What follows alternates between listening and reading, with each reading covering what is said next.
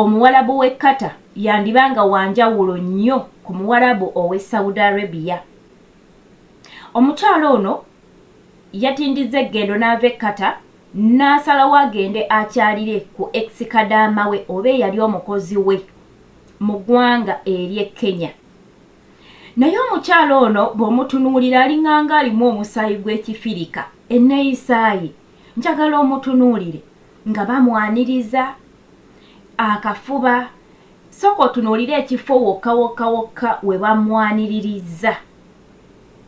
Ekifo si kyekiri awo nti kirungi, naye omulabira ddala nga feesi ye tekyuseeko, omulabira ddala nga mukakkamu alyokke n'ekyo ky'asanze. Naye osanga omuntu olaba ne kufa Abannayuganda ffe kennyini.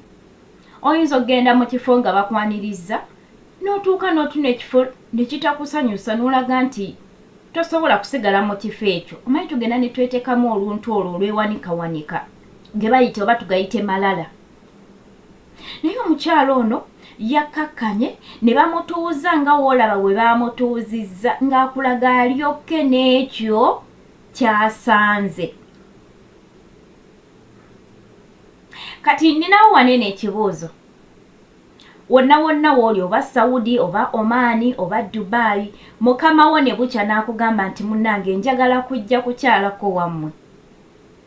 Okkiriza oba tomukkiriza kujja? Ekirala, oyinza okuba ng'ewaka ewammwe we muli tewasanyusa bulungi. Opangisa zi A&B oba okkiriza omuwalabu n'omuleeta n'akyala ewammwe nga bwe wali. Ekibuuzo ekyo kiddewo mu comment section.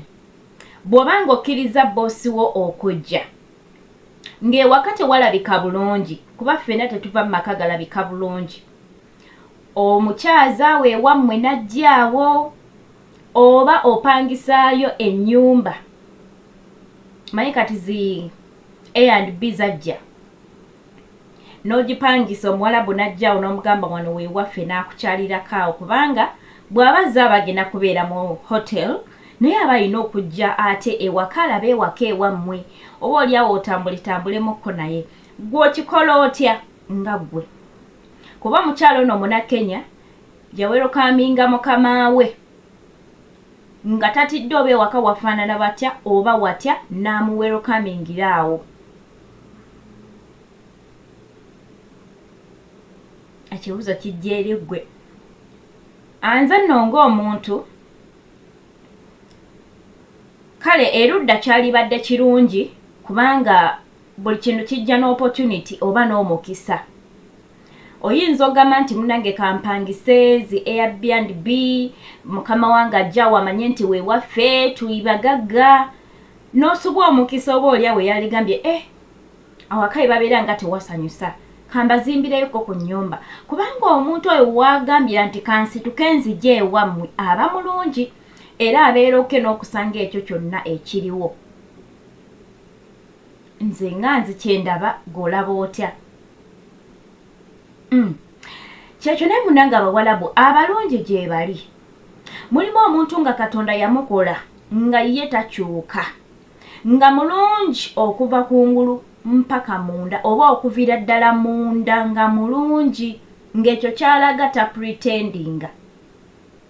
Ne wabeerayo ne bagudu pretenda nga ye apretendinga, era nga oba wamunyiziza obulungi bw'oti olaba true colors ze.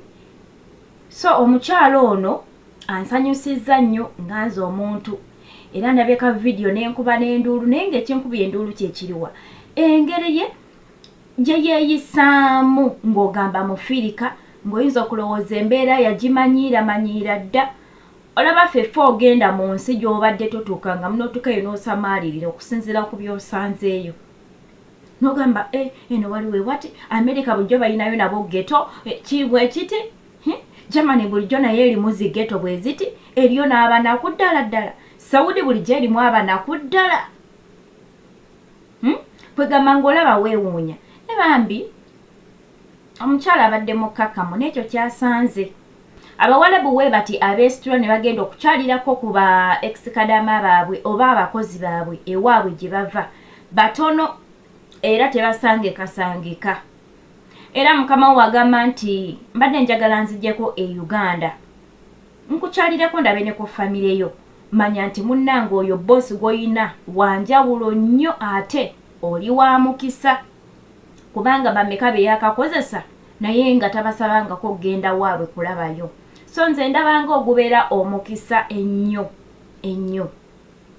Si bangu bakusanga bosi ne yeesitula nava gy'avudde nti azze okulaba Kadaama wajava ne famire ye. So nze ndaberera nga gubeera mukisa munene nnyo tekisangekasangika. Kiringanga kubeera na mukwano gwo ng'ali mu America oba ali German nga si muna Uganda. Nobeera nga kyaliwo mukwano gwo olunaku ne lukya n'agamba kanzijeeyo nkukyalireko. Mwana gwogwo goba mukisa munene munene. Gwani asetula omuntu okumujja gy'avudde nti ajja alabe ku famire yo naawe akulabeko. So oba oliko omukisa ogw'amaanyi.